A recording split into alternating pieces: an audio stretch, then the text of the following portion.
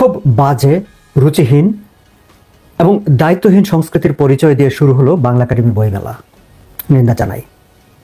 দর্শক, শুরুতে আমি যে কথা কটি উচ্চারণ করলাম এটি বাংলাদেশের অত্যন্ত পরিচিত অর্থনীতিবিদ, অ্যাক্টিভিস্ট আনু মোহাম্মদের ফেসবুক পোস্ট। আনু মোহাম্মদ আওয়ামী লীগ সভানেত্রী শেখ হাসিনা কিংবা আওয়ামী লীগ শাসনের প্রবল বিরোধী ছিলেন। শেখ হাসিনার পতনের পদত্যাগের দাবিতে তিনি রাজপথে আন্দোলনও করেছেন। আজ বাংলা একাডেমির বইমেলার প্রথম দিনে ফেসবুকে এই পোস্ট দিয়ে তিনি তার প্রতিক্রিয়া ব্যক্ত করেছেন।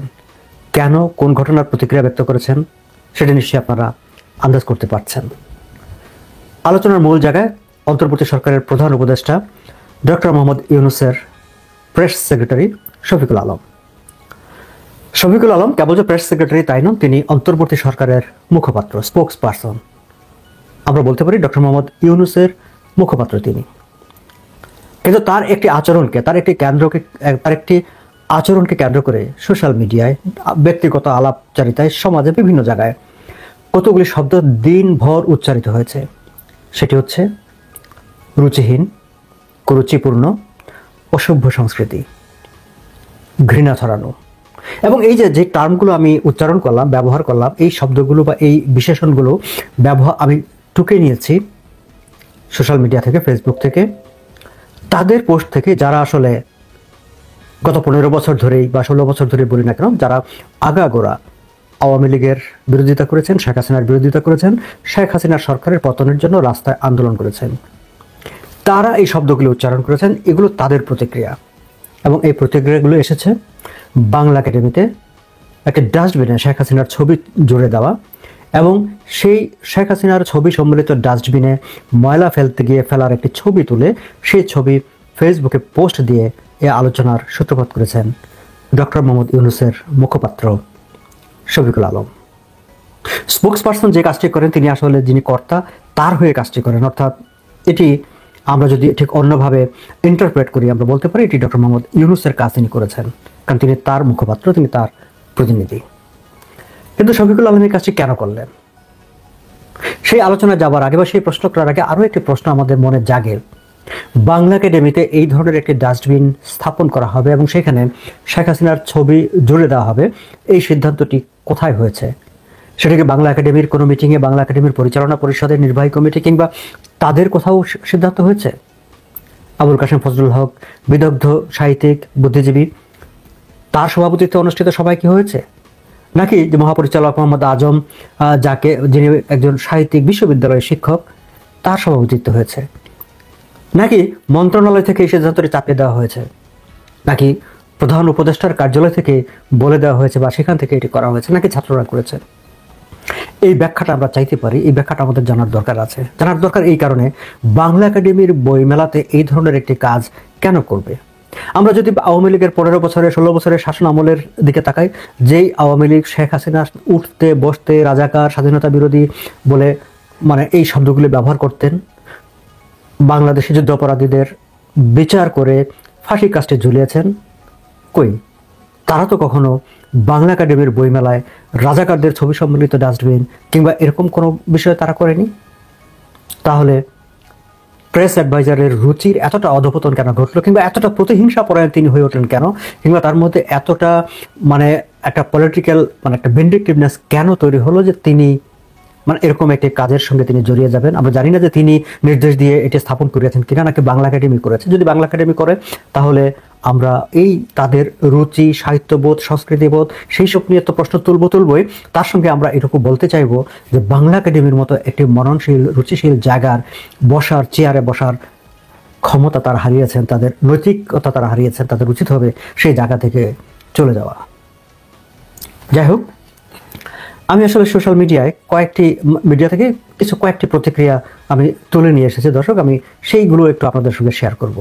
এবং আমি তার মধ্য থেকে যারা শেখ হাসিনার বিরোধী পক্ষের তাদেরও কারো বক্তব্য আমি তুলেছি, আবার যারা পক্ষের তাকে সমর্থন করেন এমনও দু একজনের বক্তব্য আমি সেখান থেকে তুলে এনেছি।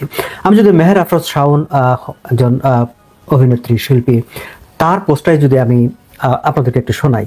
তিনি লিখেছেন, আজ 1 ফেব্রুয়ারি, অমর 21শে বইমেলার প্রথম দিন।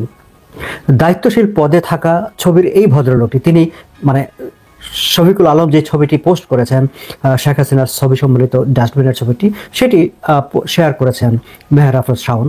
তারপর তিনি বলছেন, দায়িত্বশীল পদে থাকা ছবির এই ভদ্রলোকটি দিতে পারতেন চমৎকার কিছু কথা সহ বইমেলা উদ্বোধনের ছবি। ডক্টর মোহাম্মদ ইউনূস বইমেলাটি উদ্বোধন করেছেন, সেই ছবির সঙ্গে বইমেলা, বই পাঠে মানুষকে উৎসাহ দেওয়া বা এরকম চমৎকার কোনো বক্তব্য দিয়ে তিনি একটি পোস্ট দিতে পারতেন। মেলার প্রথম দিনে কোন বই কিনলেন কিংবা কোন বই কেনার আগ্রহ রাখেন সেটাও সবাইকে জানাতে পারতেন। কিন্তু তিনি ফেসবুকে নিজ দেয়ালে নিচের ছবি দিয়ে ওনার ডাস্টবিন মার্কা রুচির পরিচয় দিলেন। হায়, তবে কি বাংলাদেশ 2.0 এর ক্ষমতাবানেরাও ভাবছেন যে তারা চিরস্থায়ী বন্দোবস্ত আছেন? ভাগ্যিস এই বইমেলা দেখার জন্য হুমায়ুন আহমেদ নেই। দর্শক, আমারও মনে হয় যে কোনো সুস্থ চিন্তার মানুষ শফিকের কাছে এইটুকুই প্রত্যাশা করবে যে তিনি একজন দায়িত্বশীল ব্যক্তি, প্রধান উপদেষ্টার মুখপাত্র, তিনি বইমেলায় গিয়েছেন, যে বইমেলাটি প্রধান উপদেষ্টা উদ্বোধন করেছেন, তিনি সেখানে বইমেলার পক্ষে পজিটিভ কোনো বক্তব্য দিবেন কিংবা তার নিজের আগ্রহের বই নিয়ে কথা বলবেন, আগ্রহের পছন্দের লেখক নিয়ে কথা বলবেন। কিন্তু তিনি করলেন কি? শাওনের ভাষায় নিজের ডাস্টবিন মার্কা রুচির পরিচয় তিনি দিলেন। আমি খেয়াল করলাম যে সাংবাদিক আনিস আলমগীর তিনিও শেখ হাসিনার খুবই সমালোচক, আমি বলবো যে একদম খুবই কঠিন সমালোচক। তিনিও ঠিক এভাবে বলেছেন, একটু ভিন্নভাবে বলেছেন, যখন সরকার ও দায়িত্বশীল ব্যক্তিরা ঘৃণা চাষ করে, খেয়াল করবেন, যখন সরকার ও দায়িত্বশীল ব্যক্তিরা ঘৃণা চাষ করে তখন সেই রাষ্ট্রের অধঃপতন অনিবার্য হয়ে ওঠে। দলীয় বিভক্তি সমাজের গভীরে প্রবেশ করে, নাগরিকরা পরস্পরের প্রতি বিদ্বেষী হয়ে ওঠে এবং জাতি হিসেবে আমরা একে অপরের বিরুদ্ধে দাঁড়াই। মতের পার্থক্য স্বাভাবিক, কিন্তু যখন রাষ্ট্র এই বিদ্বেষকে অস্ত্র বানায় তখন গণতন্ত্র, শান্তি ও সমঝোতার পথ রুদ্ধ হয়ে যায়। শফিকুল আলম সেই অস্ত্রটি বানিয়েছেন, ঘৃণা ছড়িয়েছেন সেখানে, একটা বিদ্বেষ ছড়িয়েছেন সেখানে, এবং একটা ঘৃণার চাষাবাদ করার মতো একটি পরিবেশ তিনি তৈরি করেছেন। আমি আরও একজন ফেসবুক থেকে মুরাদুল ইসলামের একটা বক্তব্য থেকেও আমি একটু নিতে চাই। তিনি বেশ কয়েকটি প্রশ্ন করেছেন, যে তিনি নিজেই সেখানে প্রশ্ন করেছেন যে শফিকুল আলম এই কাজটি তিনি কেন করলেন। তারপর তিনি তার মতো করে উত্তর দিয়েছেন। আমি সবকটিতে যাব না, কিন্তু একটি জায়গায় যে তিনি কেন এই যে কাজটি করলেন, তখন সেই জায়গাটাতে মুরাদুল ইসলাম লিখছেন, সরকার কেন এক ব্যর্থ রাজনৈতিক দলের মতে ঘৃণারে কেন্দ্রে রাইখা পপুলিস্ট রাজনীতি করে এখন এবং মূল কাজ বাদ দিয়া পার্সনিফিকেশন অফ ইভিল অবলম্বন করে কোনো এক জনগোষ্ঠীর কাছে আপিল করতে চায়? এটি তার প্রশ্ন। উত্তর, তারা মূল কাজগুলো পারতেছে না, কোনো একটা কিছু দেখাইয়া অস্তিত্ব জানান দিতে হবে। আবার এইগুলা নতুন রাজনৈতিক দল যে তৈরি হইতেছে তার এক প্রচারণাও। ইন্টারেস্টিং, দেখেন যে তারা আসলে যে বর্তমান সরকার, অন্তর্বর্তী সরকার, তাদের উপর যে দায়িত্ব ছিল সেই দায়িত্ব তারা পালন করতে পারছে না। শফিককে নিয়ে অনেক সমালোচনা আছে, শফিককে নিয়ে অনেক প্রশ্ন আছে, তার প্রতিদিনকার ব্রিফিংয়ে তিনি যেভাবে কথা বলেন, তার কথা বলার ওয়ে অফ স্পিকিং নিয়েও বক্তব্য আছে।